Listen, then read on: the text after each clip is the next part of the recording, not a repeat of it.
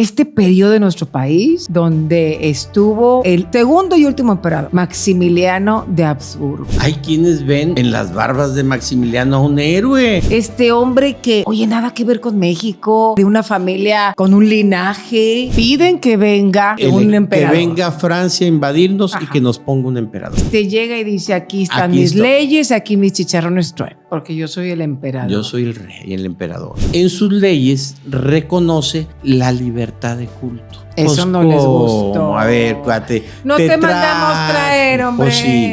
La ubicación territorial lo hacía codiciable. Toda Europa tenía los ojos puestos en México, pero también era un mensaje de un país pobre para decir, ya basta de que cualquiera que quiere conquistar el mundo se venga a México. Casa Doctor Food presenta.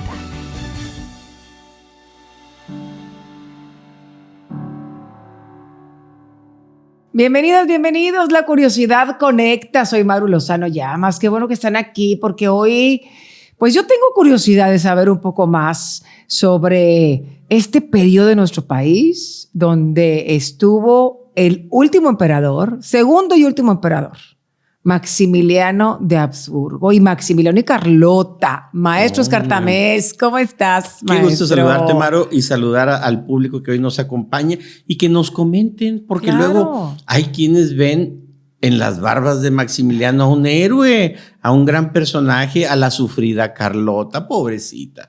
Carlota, loca. Eugenia Amelia, no sé cuánto, se ¿verdad? Se volvió loca la pobre. Allá en Europa, la suegra que no la quería del todo. Afortunadamente ya no sucede con las suegras eso. Pero eso era antes. Sí, eso era antes. Oscar Tamés, historiador. Vamos a platicar de Maximiliano. Este hombre que, oye, nada que ver con México, de Austria, de una familia con un linaje donde el bueno era el hermano. El problema de nacer segundo, sí, de nacer después del primogénito, en las monarquías todo era para el primogénito. Uh-huh. Y el pobre Max nace después, así es que le queda conformarse con ser príncipe. Uh-huh. Él se va, le dan un castillo, el pobre no pudo ser rey. El hermano sí. El hermano sí. Pero pues bueno, le dan ahí un castillito de Infonavit allá frente al Mediterráneo con varias hectáreas de terreno. Ajá. Era un castillito, el de Miramar, un castillito ahí leve. ¿Ya casado con Carlota? Ya casado con Carlota. Carlota también era de linaje. También era de linaje, también era de alcurnia. Tenía que ser porque pues así. Es que aparte de las monarquías así se daba. Sí, claro. Y ellos, al fin no pudiendo aplicar para el reinado, le dan un castillo de veras allá en Italia con vista al Mediterráneo, el castillo de Miramar con muchas hectáreas de terreno, un castillo enorme, que vaya, no era de Infonavit, era un poquito más grande, y allá estaba viviendo muy cómodo con las regalías que le mandaban por ser príncipe, es decir, pues mantenido. No, bueno, yo tranquilamente hubiera aceptado un poquito de lo que él tenía, ¿no? Sí, te hubieras quedado ahí sin problemas. Sí, imagínate esa vista preciosa. Y allá estaba él muy cómodo. Acá en México estaba la grilla todo lo que daba. Uh-huh. Nunca se pudo concretar la estabilidad en el país. Estoy hablando de 1821 a 1870, 72. No se pudo concretar una estabilidad. Y era uno de golpes de estados de que tumba el presidente y ponlo y tráetelo y vuélvelo a traer. Vaya, Santana no sé cuántas veces fue presidente. Uh-huh. A Juárez lo acusan de ser 12 años presidente, 14 años, no sé cuánto presidente de México. En fin, era una etapa de extrema inestabilidad política. ¿Por qué? Porque por un lado había tres bandos. Los que querían democracia, uh-huh, los que querían monarquía y los que querían monarquía constitucional. De tal suerte que los de las monarquías se juntaron, hicieron su propia coalición. Ay, sonó. Coalición.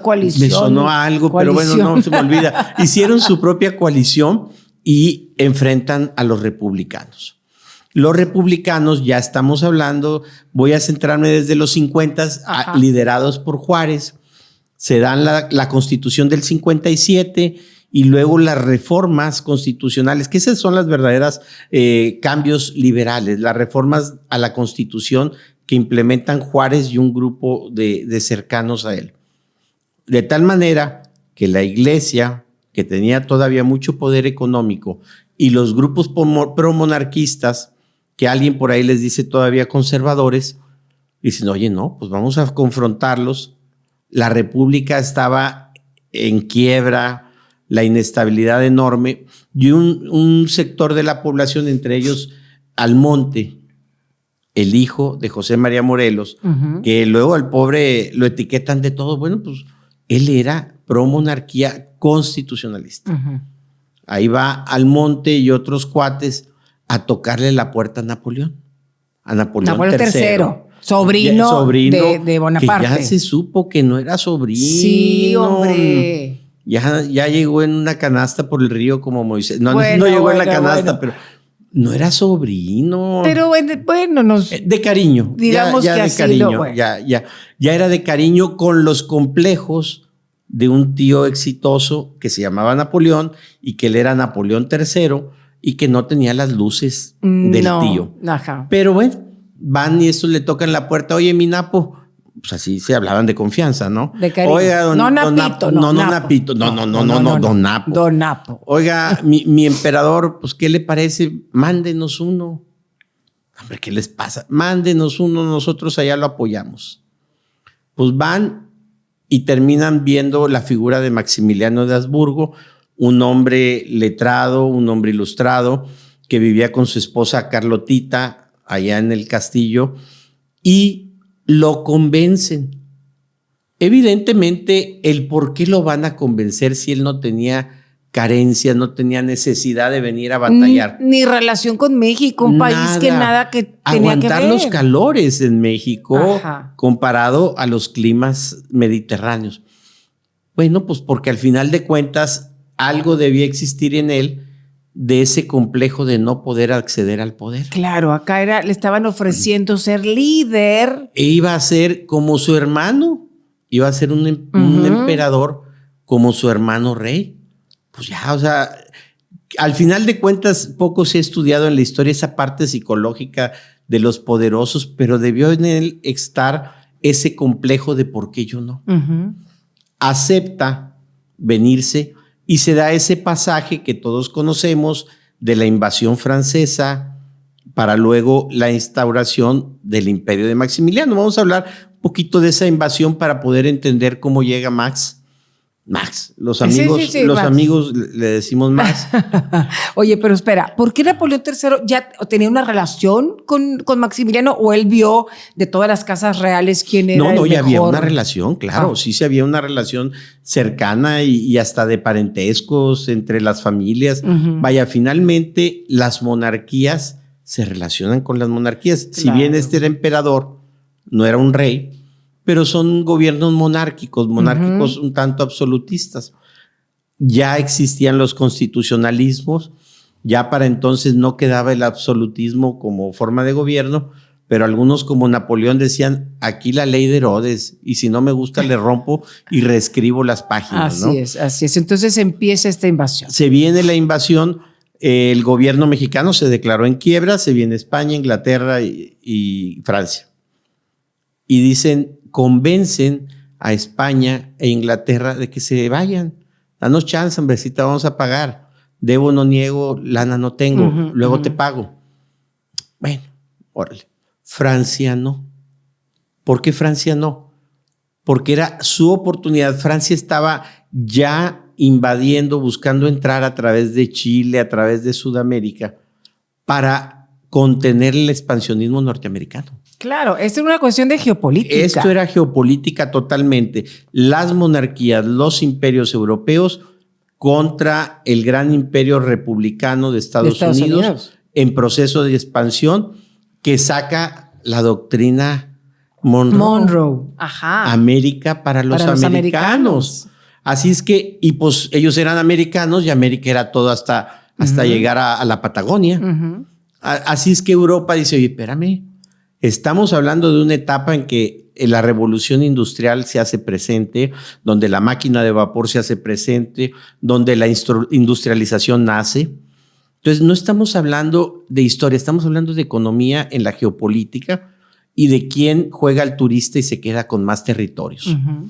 Así es que Francia dice, a ver, yo soy ahorita el poderoso en Europa, yo me meto a México. Y no tenía territorio en nada el aquí en trasero América, ¿no? de Estados Unidos. Sí. Y no estoy hablando despectivamente. Por situación geográfica, uh-huh, estamos atrás de Estados Unidos, de norte a sur. Claro. Atrás. Era su momento. Era su momento y el peor momento para Estados Unidos. Ajá. Estaba la guerra de secesión. Uh-huh. Estaban los yanquis contra los confederados. Ellos estaban orientados y enfocados en otra cosa. Ellos traían su propia revuelta. Uh-huh. Revuelta que tenía que ver con el esclavismo. Ese era el principal tema de la guerra de secesión. Abraham Lincoln cancela la esclavitud y las grandes haciendas o los grandes centros de Estados Unidos, las grandes haciendas, sí, dicen, espérame, si mi mano de obra es la que me da riqueza, donde yo les tenga que empezar a pagar y dar días y jornadas, ¿cómo lo voy pues a ya hacer? No hay negocio. Claro. El negocio es porque nomás por comida trabajan. Así es que se da ese gran tema. Se viene el proceso separatista, uh-huh, donde el sur dice, pues me quedo como un país propio. El norte de Estados Unidos, Lincoln dice, espérame, no.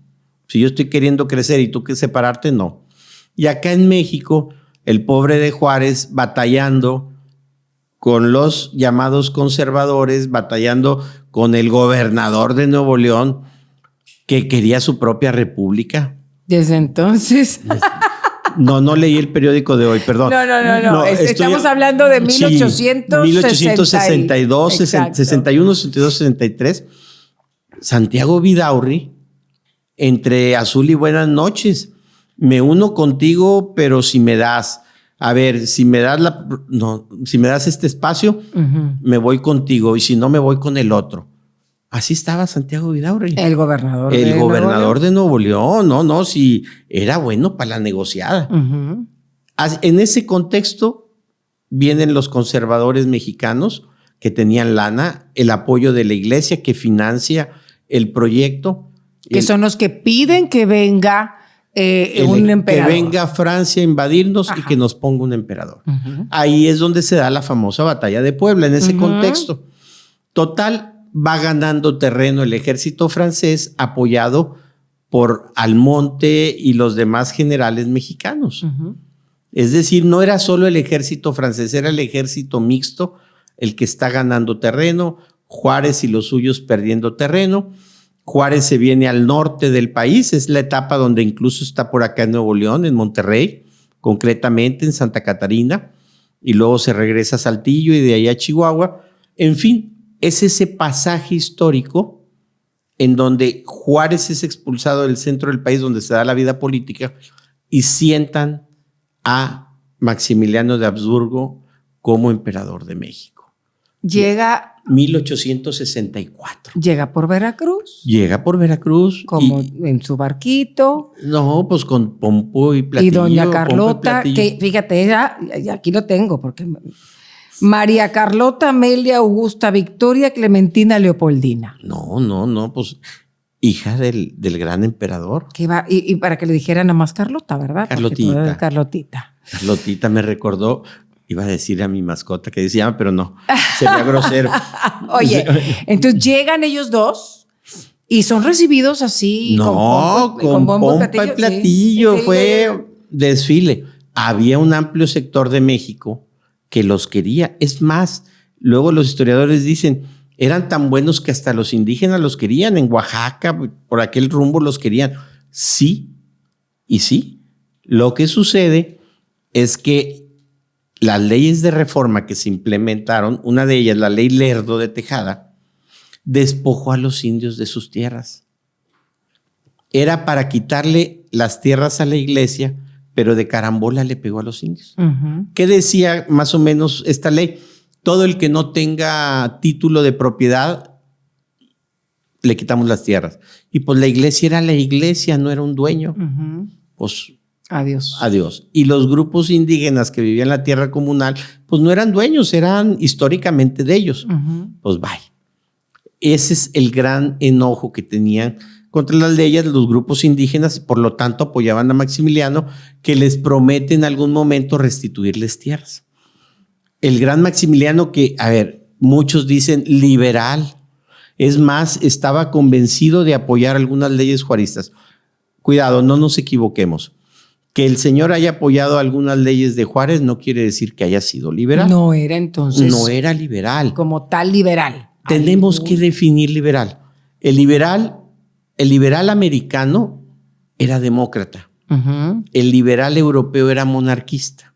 Entonces, algunos todavía pueden decir, bueno, pero Maximiliano era liberal europeo, promonarquista. Medio lo compro. Porque luego lo vamos a ver allá por 1865, dictar su boceto de leyes para la Constitución y es absolutista. Las leyes las dicto yo con asesoría de un consejo, pero yo las dicto. Porque yo soy el emperador. Yo soy el rey, el emperador. Maximiliano I. Pues eso no es constitucionalismo, eso es absolutismo. Entonces, esto lo digo para responder a aquellos que nos van a escribir y van a decir que era liberal. Déjenme les respondo desde ahorita. Liberal debió haber sido quien se sometiera a una constitución, aún siendo rey o emperador.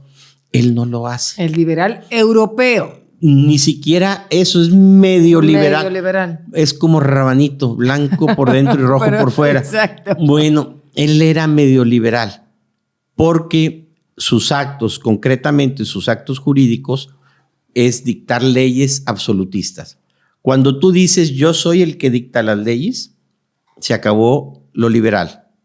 Las leyes deben de ser dictadas por un poder diferente al ejecutivo, un poder legislativo que no tiene que ver con el ejecutivo. Esos son los que dictan las leyes. Claro que yo puedo someter o presentar iniciativas. Vetarlas. O vetar. No.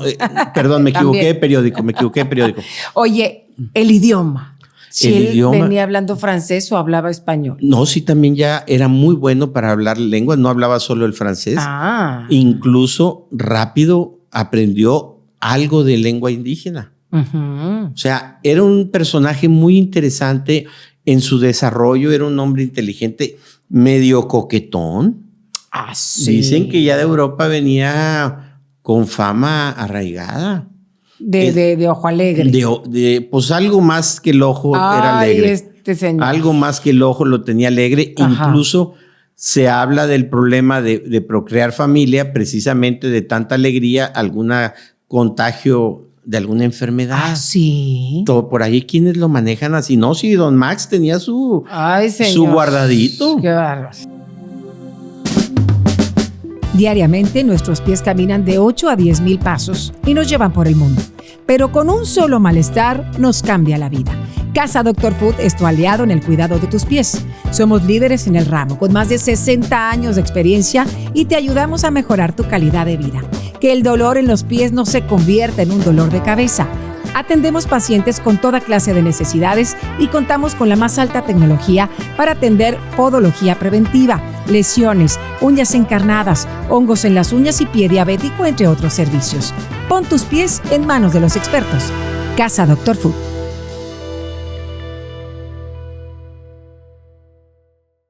Todos en nuestra familia tenemos a alguien a quien queremos o admiramos por lo mucho que han influido en nuestras vidas. Papá, mamá, la abuela, el abuelo, algún tío, alguna amistad, ¿por qué no?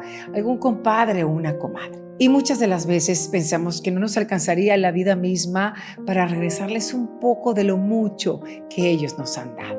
Hoy yo te ayudo a que esto cambie. Mi equipo de producción y yo ponemos a tu disposición nuestras cámaras y micrófonos para que esa persona tan importante para ti plasme su vida en una entrevista tal y como la realizamos en mi programa. Regala y regálate la oportunidad de archivar en video la historia de esa persona tan importante para ti y los tuyos. Te garantizo que más que una charla o una entrevista es un legado para el alma.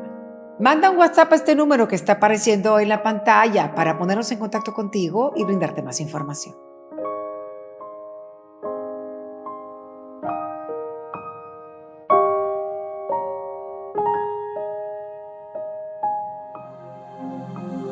se habla del problema de procrear familia, precisamente de tanta alegría, algún contagio de alguna enfermedad. Ah, sí. Todo por ahí, ¿quiénes lo manejan así? No, sí, don Max tenía su guardadito. Qué bárbaro. Y vaya que doña Carlota estaba guapetona. También tenía lo suyo. También tuvo lo suyo. Entonces llegan los dos, llega y dice, aquí están mis leyes, aquí mis chicharrones truenan. Sí, pero en sus leyes reconoce, entre otras cosas, la libertad de culto.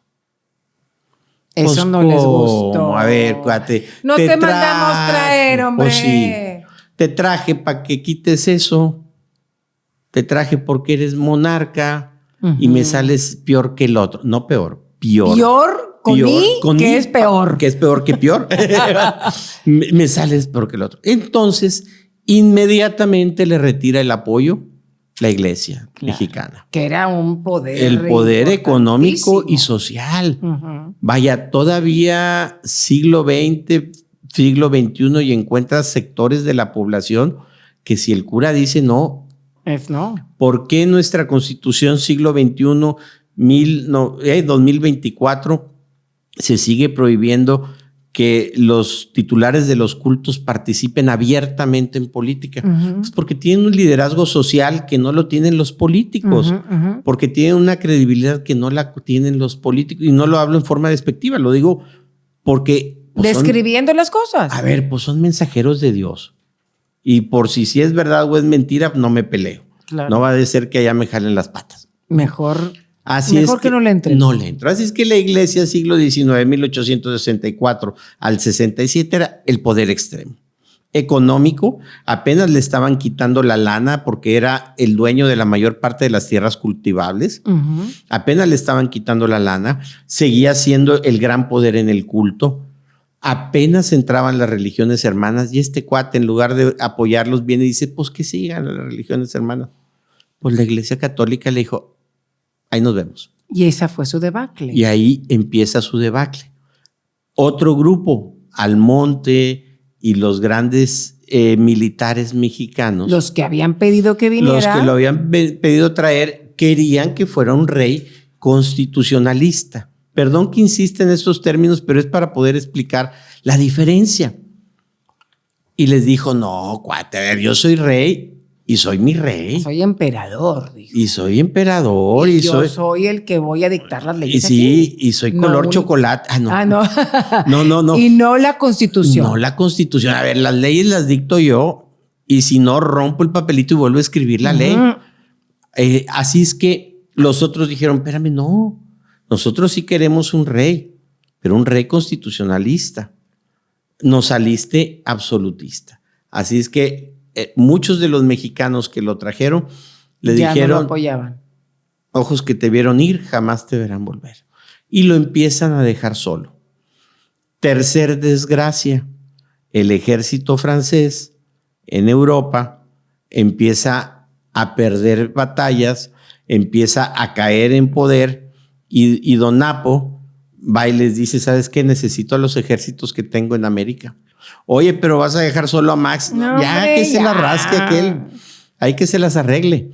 Es su bronca, ya tiene suficiente tiempo. Y le empieza solo. Bueno, de ahí viene la leyenda, porque de cierto ya hemos descubierto que no tiene, la leyenda del ejército francés que se quedó aquí en Santiago y Allende. Ah, sí, en Nuevo León, que por eso hay mucho güero, de ojo azul y verde. Injertado de francés, no. Injertado porque allá en la zona citrícola los naranjos se injertan. No vayan a pensar diferente. Exacto. No.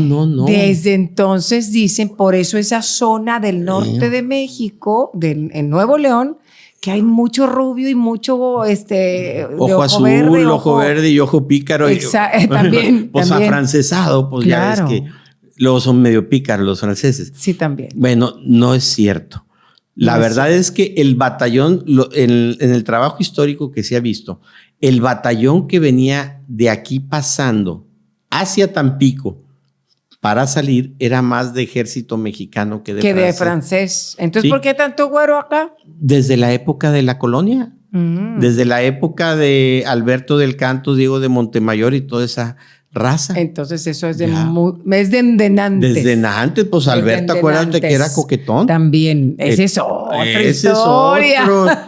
Y sus amoríos con Juanita. Sí, que la verdad es que ese es un pasaje buenísimo, que ya lo platicaremos. Ya platicaremos de doña Juana. Entonces, se va el ejército francés. Se va el ejército francés. Por aquí te digo, era paso hacia Tampico, hacia Veracruz, por otro lado, y empieza a perder fuerza. El ejército republicano comienza a recuperar terreno y para 1865 el embajador de Prusia, los embajadores de Europa mandaban mensaje. Vaya, la diplomacia siempre ha servido para establecer relaciones y para mantener informados a sus jefes de lo que se vive en el otro país. De lo que está pasando. Y México era muy importante.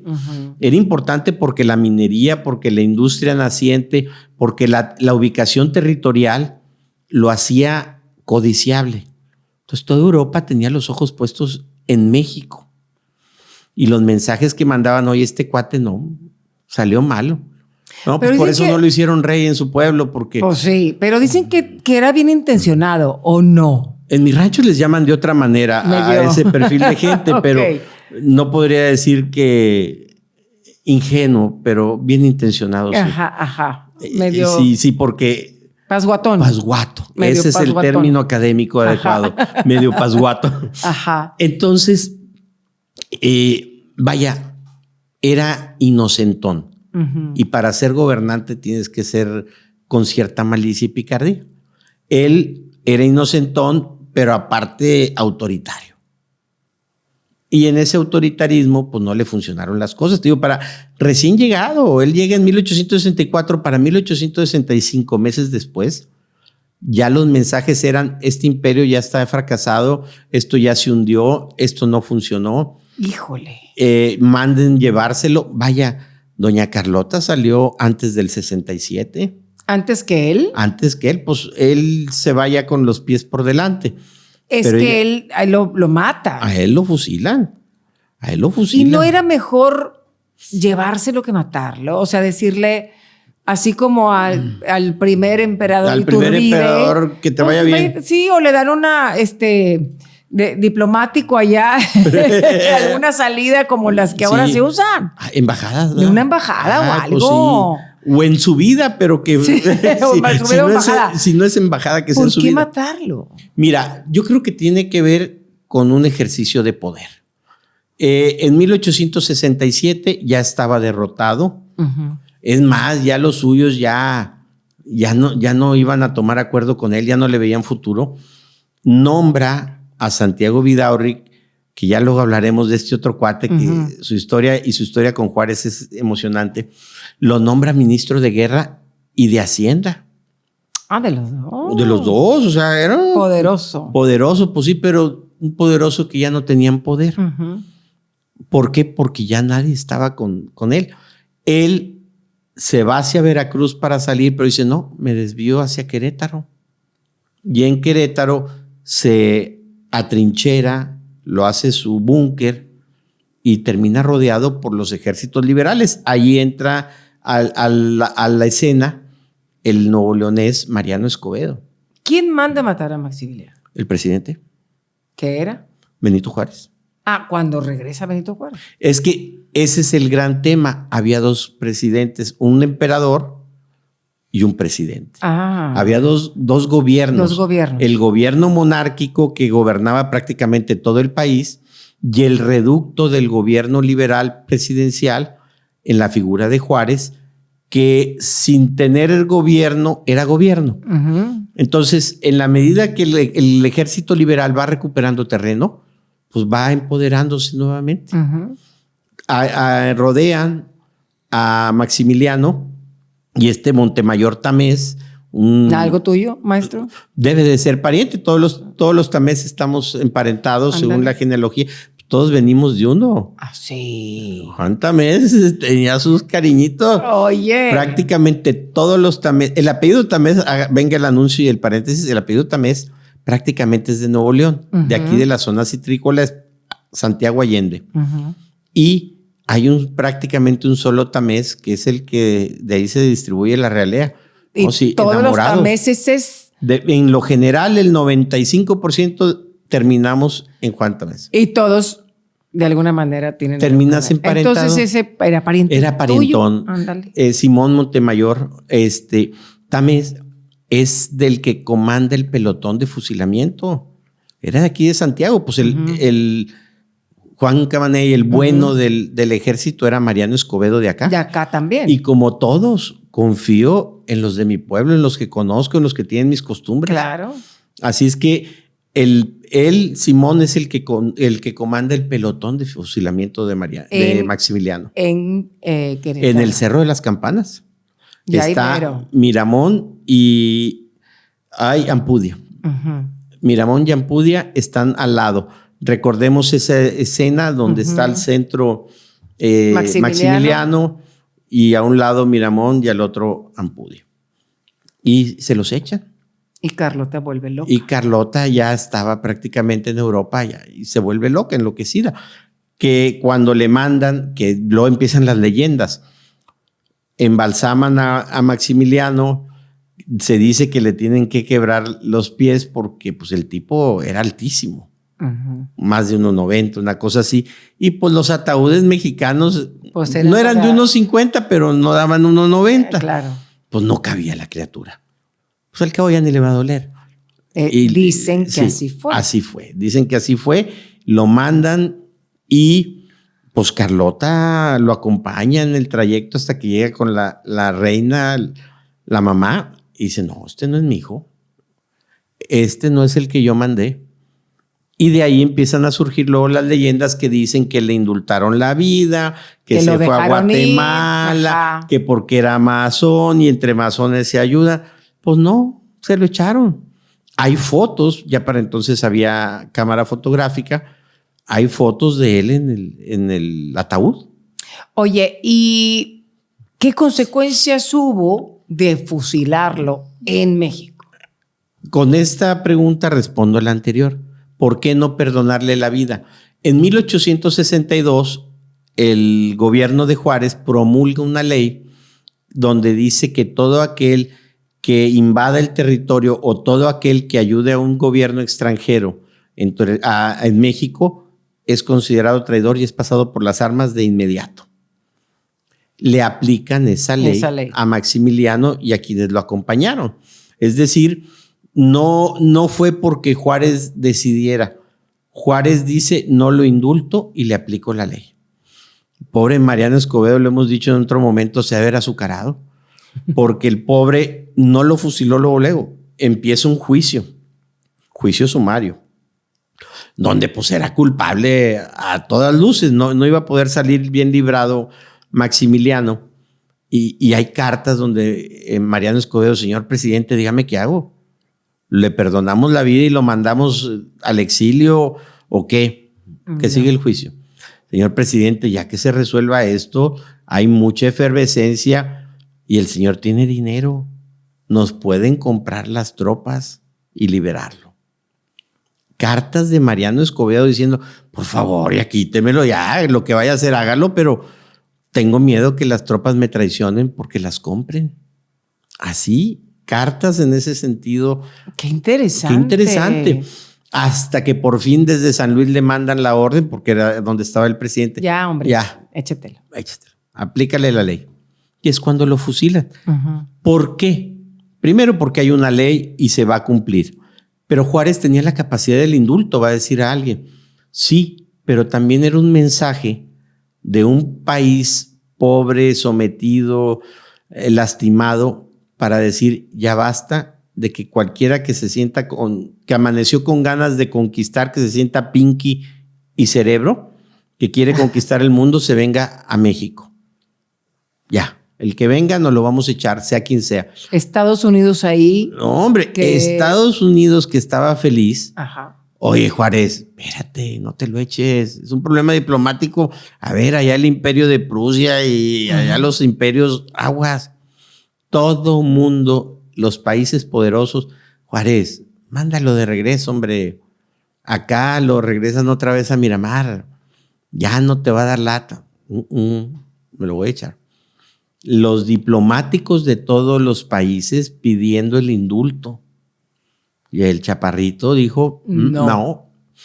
Bueno, se vino una crisis diplomática seria donde se pensaba que pues, el mundo entero iba a invadir a México por esa decisión. La decisión de fusilar a Maximiliano. Finalmente ni nos invadieron y sí se logra conquistar la paz de México. No la paz absoluta, pero con eso se acaban los conservadores. Se calmaron las aguas. Se acabaron los conservadores. A partir del 67, con la muerte de Maximiliano, los conservadores monarquistas prácticamente desaparecen y queda los republicanos demócratas en el gobierno. Será la poca estabilidad que alcanza Juárez del 67 hasta el 72 en que muere, la poca estabilidad de gobierno. Y digo poca porque ya no habiendo enemigos, ¿qué sucede en las familias? Ya no digas en los gobiernos, en los partidos y en la política. Cuando hay alguien de quien hablar mal, todos estamos unidos. Pero cuando se acaba el enemigo, pues entre nosotros nos desgarramos. Claro.